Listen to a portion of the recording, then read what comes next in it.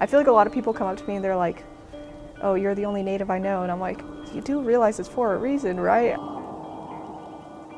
Indigenous people have had to overcome so much to just be alive. That was like the thing that I noticed, I think, more when I moved back home is just how much like death that I feel like this isn't normal. Or even like when I went to undergrad, like I had to leave to like come home to funerals. I can't even count how many times, and like that when I realized my roommates were not doing that at that capacity, I was like, okay, this is, I don't know, different, strange.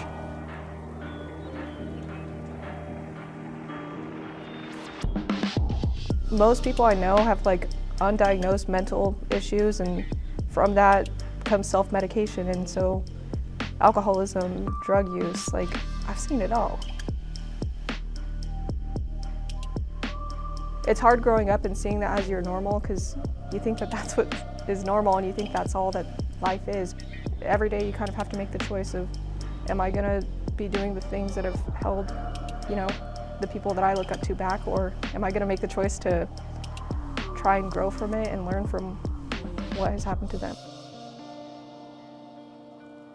I'm from the Lower Valley, White Swan mostly. White Swan, it's a road, like one way in, one way out, and I love it though. Back when I was in undergrad, I'm like, oh, I want to move back to Yakima, which I'm talking about White Swan. People that are familiar with the Yakima area, Lower Valley, all of it, they're like, why would you? And I don't have a reason. I'm just like, I just love it there. I love the I love the dry air. I don't know. It's also interesting too in terms of like ancestors and family. Like I come back here and everyone that I know is here, but just in a bigger sense, like, I don't know, it's crazy to me to think about how my ancestors were just kind of here, and now I am. It's definitely a weight that I don't carry lightly. It just really influences every decision, like everything that I do. I'm trying to impact the future generations, like positively.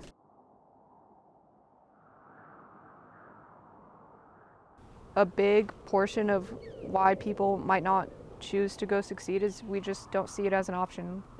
If you don't see somebody that looks like you doing, I don't know, the big positions, then it's kind of hard to even envision yourself being able to do that or to see that it's possible. So I think visibility is like a huge thing that's missing. The changing demographics of the United States is so that in order for us to bring health equity, to increase the chances of providing health equity to indigenous population, to Black, to people of color, is to allow and to provide opportunities, educational opportunities for those students to see what's available for them.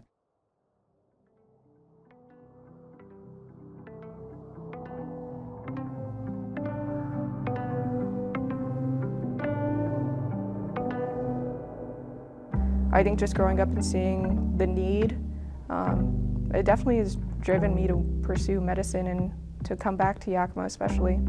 I think there's a need that very few people can meet out here. When you think about Yakima, and most of the providers here, a lot of them aren't from Yakima or they have no experience, so when you bring in a provider from the outside, they kind of have to learn what Yakima is like and how to effectively treat somebody before they can do their job. Whereas like I kind of have the background where it makes that part just a little bit easier and potentially more effective. The first time we got to come here on campus, we were bombarded by a bunch of medical students, and I'm like, oh my gosh, you guys are like gonna be real doctors. This seems so attainable. The school is not too, it's a drive, but it's not too far from where I live, and I think just having that first encounter really showed me how, in a sense, attainable it was. Our university, PNWU, is built on transfer land from the Yakama Nation. This university is built on their homeland. And so I believe, without a doubt in my heart, that we have an obligation to provide educational opportunities to indigenous population, to Black, to people of color who are so severely underrepresented in healthcare. I'm not even to the end goal. There's so much more that has to come after this, but just having had made it this far, I know that the rest is going to be tremendously easier.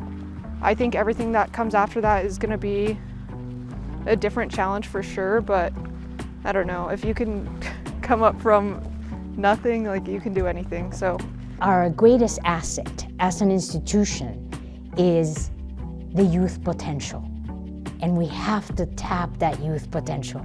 It's there. You see it in JoAnne, you see it in all those kids that enter through this door. And so health equity means, and going back a little bit to health equity, means that when we have provider and the population that those providers serve share identity, the health outcome improves. And that's our mission. Our mission is to provide health equity. And here we have the greatest potential. Our human potential is in the youth of this valley. JoAnne is just one of those examples that we have to continue to pave the way for many others to have that opportunity. Now, what is missing, what we need funding.